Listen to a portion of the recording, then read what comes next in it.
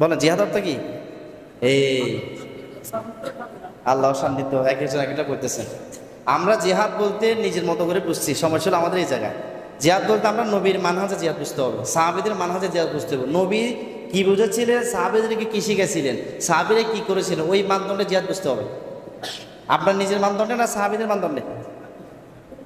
বলেন, প্রত্যেকটা ওয়ার্ডের দুই ধরনের অর্থ হয়। কয় ধরনের?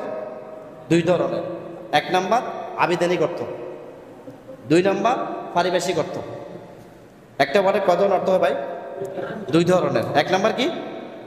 আবিধানিক অর্থ, দুই নম্বর পারিভাষিক অর্থ, শরীয় অর্থ। আবিধানিক অর্থ প্রাধান্য পায় না, শরীয় অর্থ প্রাধান্য পায়। শরীয় অর্থ যদি আপনি আমল করেন, আবিধানিক অর্থ সহ আমলে চলে আসবে। আর শরীয় অর্থ বাদ দিয়ে যদি আবিধানিক অর্থের উপর আমল করেন, তাহলে আপনি বিপদগ্রস্ত হবেন। যেমন সম অর্থ কি? বিরত থাকা, আবিধানিক অর্থ। আর পারিভাষিক অর্থে কি বলছে? সকাল থেকে সন্ধ্যা পর্যন্ত খানা ফিনা, স্ত্রী সমাজ থেকে বিরত থাকার নাম হলো সম। ক্লিয়ার না ভাই? যেমন সলাত অর্থ কি? আবিধানিক অর্থ দোয়া, ঠিক আছে। পারিভাষিক অর্থ কি? তাকবীরে তারিমা থেকে শুরু করে সালাম ফিরানো পর্যন্ত যতগুলো কর্ম আছে সবগুলো মিলিয়ে নাম কি? সলাত। এখন আপনি যদি বলেন যে না আমি দোয়া, সলাতের অর্থ দোয়াই নিব, পারিভাষিক অর্থে নিব না, তাহলে আপনার জীবনে সলাত আদায় হবে না। ওই মাঝখানে ওই বারান্দায় বসে বসে শুধু দোয়া করবেন আর বললেন যে আমি সলাত আদায় করে ফেলছি, জীবনে কি হবে ভাই? যেমন রোজার ক্ষেত্রে বিরত থাকার কথা বলা হয়েছে ব্যাপকভাবে শাব্দিক অর্থে। আর আপনি যদি পারিভাষিক অর্থ বাদ দিয়ে নিজের মন মতো করে বিরত থাকেন, জীবনও রোজা হবে না। এই জন্য এইভাবে প্রত্যেকটি শব্দ শরীয়তের পারিভাষিক সংজ্ঞার উপর বিধান রচনা করা হয়, ঠিক আছে না ভাই? তাহলে জিহাদের ক্ষেত্রেও দুই ধরনের অর্থ আছে। কয় ধরনের ভাই? দুই ধরনের। এক ধরনের অর্থ হলো আবিধানিক, আর এক অর্থ হলো পারিভাষিক, ঠিক আছে। জিহাদের পারিভাষিক অর্থ গ্রহণযোগ্য, আবিধানিক অর্থ গ্রহণযোগ্য ন। আবিধানিক অর্থ হলো আকাসরু বিকাসরু জিম হুয়া লুগাতু মুশাক্কাতান। আবিধানিক অর্থ হলো কষ্ট করা, কষ্ট করা, ঠিক আছে, চেষ্টা করা, প্রাণান্ত করে চেষ্টা করা, আবিধানিক অর্থ, ঠিক আছে। এটা কি? আবিধানিক অর্থ। আর পরিভাষা বলা হয় আপনার তিরমিজি হিসেবে হাদিস আছে, নবীজিকে জিজ্ঞাসা করা হলো মাল জিহাদ ইয়া রাসূলুল্লাহ, হে আল্লাহ রাসূল সাল্লাল্লাহু আলাইহি ওয়াসাল্লাম, জিহাদ কি? যেহেতু জিহাদ নিয়ে একটা ধূম্র জাল সৃষ্টি হয়েছে আমাদের সমাজে, এক একজনে এক একভাবে ব্যাখ্যা দেয়। জিহাদের কথা বলে কেউ বলে নফস জিহাদ, জিহাদের কথা বলে কেউ বলে মাদ্রাসা পড়া জিহাদ, জিহাদের কথা বলে কেউ বলে তবলিগে যাবে 3 ছেলে, এটা জিহাদ। জিহাদের কথা বলে কেউ বলে তবলিগে উমুমি কাজটা করে, সেটাও জিহাদ। জিহাদের কথা বলে নানানভাবে আছে না ভাই? এখন আমরা কোথায় যাবো? আমরা বিপদে আছি। সেই জন্য মনে হয় আল্লাহ রসুল সাল্লাহ আসলামের সাহাবী এই কোশ্চেনটা করলেন যে মাল জিহাদ ইয়া রাসূলুল্লাহ, হে আল্লাহ রসুল, জিহাদ কি আমি আপনাদেরকে শিখতে চাই, আপনি আমাকে শিখাই দেন, অবগত করে দেন, আমি জানি না। এটা সমাজ এখন প্রশ্নবিদ্ধ, নানান জনের নানানভাবে ব্যাখ্যা দেয়। আমি কোনটা নেব? বিপদে আছি। পুরা মিচিং না ভাই, পুরা মিচিং। নবীজি বললেন আন তুকাতিলাল কুফারা ইদা লাকিতাহুম, বলেন আন তুকাতিলাল কুফারা ইদা লাকিতাহুম, কাফেরদের বিরুদ্ধে সরাসরি লড়াই করার নাম কি ভাই? জিহাদ। ক্লিয়ার? এরপর আবার জিজ্ঞাসা করা হলো ফাআইয়ুল জিহাদে আফজাল, ইয়া রাসূল, উত্তম জিহাদ কি? আপনাকে জিজ্ঞেস করলে উত্তম জিহাদ কি, আপনি বলতেন যে মুরগির রান খাবা, নফসে জিহাদ বড় জিহাদ। মুরগির রান খাবেন আর শুধু নফসে জিহাদ করবেন, এটা কি হবে ভাই? উত্তর এটা দিতেন। নবী সাহাবী জিজ্ঞাসা করি ইয়া রাসূলুল্লাহ, ঠিক আছে আপনি জিহাদের সংজ্ঞা দিলে আমি বুঝতে পারলাম, তাহলে উত্তম জিহাদ কোনটা হবে? কারণ উত্তম জিহাদ নিয়েও একতলাপ সমাজের ভিতরে, ঠিক আছে কিনা ভাই? একতলাপ। নবীজি বললেন মান উরিকা জাওয়াদহু ওয়া মান উরিকা দামুহু, যুদ্ধের ময়দানে নিজের রক্তাক্ত শহীদ হওয়া, সাথে যে গোড়া থাকবে সবাই থাকবে, সেটা রক্তাক্ত শহীদ হওয়ার নাম হলো উত্তম জিহাদ। সুবহানাল্লাহ বিহামদিহি।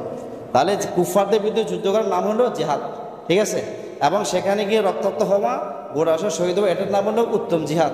তাহলে নবীজি উত্তম জিহাদ এটা দিয়েছেন, জিহাদের সংজ্ঞা এটা দিয়েছেন। আপনি কোনটা বুঝেন? আপনি জানেন, আপনি আল্লাহ জানেন, আমরা জানি না। নবীজি যেটা জিহাদ বলছে সেটা আমরা জিহাদ বলি, নবীজি যেটা জিহাদ বুঝছে সেটা আমরা জিহাদ বুঝি, নবীজি জিহাদ শিখেছেন আমরা জিহাদ সেটা বুঝি।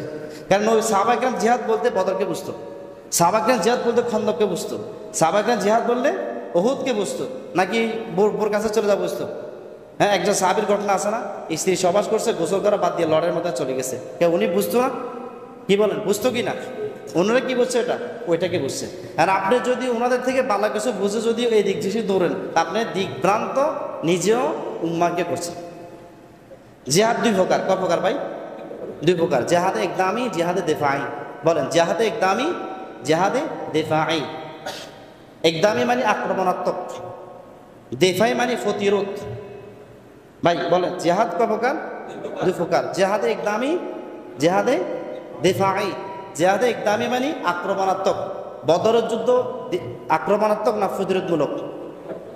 বলে কি এটা? এটা আক্রমণাত্মক। জেহাদে একদামি, এটা আমি বলি নাই, নসুল বাড়িতে পাবেন কথাগুলো, সেখানে আছে।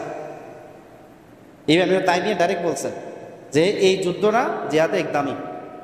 জেহাদে একদামের সঙ্গে মাত্র দুইটা, আর বেশিরভাগ হলো কি দেফাই, প্রতিরোধমূলক। তাহলে আপনি যদি জিহাদে একদামিকে অস্বীকার করেন তাহলে আপনার বিপদ আছে, ঠিক আছে? যেমন কোরআনে বলা আছে উকতুল মুশরিকিনা হাইসু ওয়াজাদতুমুহুম, তোমরা কাফেরদের হত্যা করো যেখানে পাবে সেখানে, ঠিক আছে? উৎপেতে বসে থাকো, ঠিক আছে? কাতিলুহুম হাত্তা লা তাকুনা ফিতনা, ফিতনা নির্মূল হওয়া পর্যন্ত যুদ্ধ চালিয়ে যাও। তার মানে জিহাদে একদামি, ঠিক আছে? দিফাই মানে প্রতিরোধ, নির্যাতিত হওয়ার পরে যুদ্ধ কর। জিহাদে একদামি এটা রাষ্ট্রের সাথে সম্পর্ক আছে। কাফেরদেরকে বিরুদ্ধে সন্তুষ্ট করার জন্য, ভয়ভীতি দেখানোর জন্য, মুসলমান বিরুদ্ধে যেন কোনো ষড়যন্ত্র না করে, তাদেরকে হুমকি দামকিতে রাখার জন্য আজ মূলত এটা করা হয়, ঠিক আছে? একদামি মানে দেফাই মানে প্রতিরোধ, আক্রান্ত হলে পরে প্রতিরোধ করতে হয়। কথা বলছেন না ভাই? হ্যাঁ।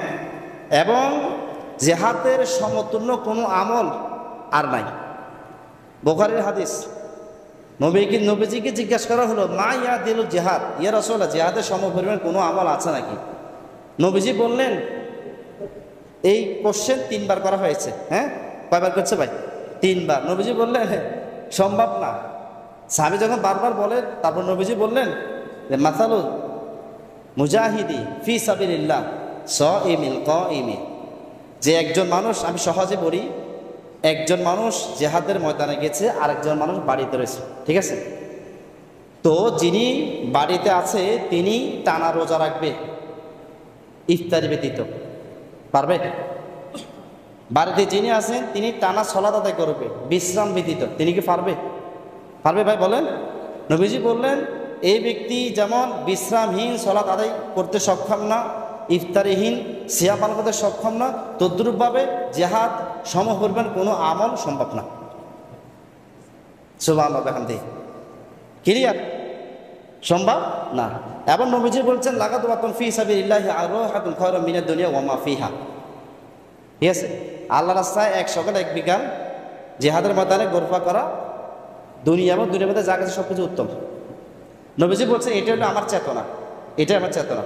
আবার থেকে হাদিস লাওয়াদিতু আন উকতালা ফি সাবিলিল্লাহি সুম্মা উহিয়া সুম্মা উকতাল সুম্মা উহিয়া সুম্মা উকতাল, আমার ইচ্ছে হয় আমি আল্লাহর পথে একবার শহীদ হই, আবার জীবিত হই, আবার শহীদ হই, আবার জীবিত হই। এই চেতনা কি আমার আপনার আছে? মনে রাখলো পুরো কুফফার শক্তি এই চেতনা মানুষের হৃদয় থেকে মুছে ফেলার জন্য সব ষড়যন্ত্র করে। আপনি নামাজ করবেন তেমন সমস্যা করবে না, মসজিদ মাদ্রাসা নির্মাণ করবেন তেমন সমস্যা করবে। যদি বলেন যে কোনোভাবে জিহাদের কথা, এই আপনাকে পাইছে।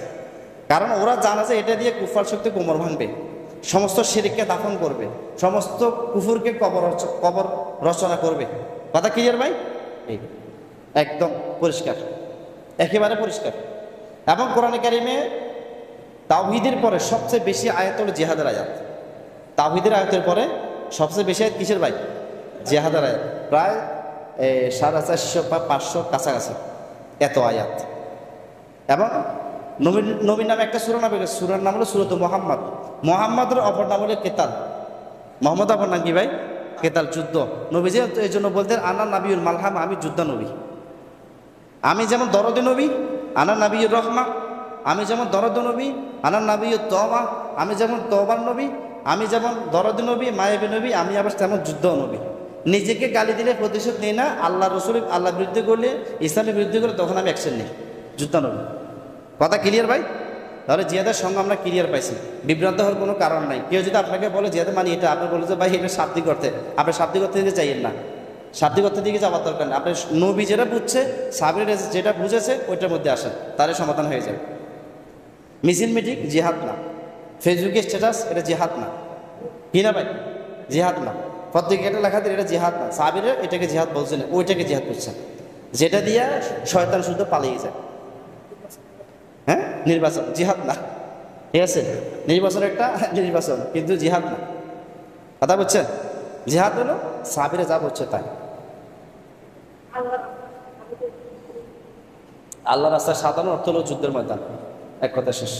সাধারণ অর্থ, শাখাগত কোনো কিছু নেই, সাধারণ অর্থ একমাত্র জিহাদের ময়দান। এরপরে কোনো জায়গা থাকলে এটা হলো পার্সোনাল, সেটা কি পার্সোনাল।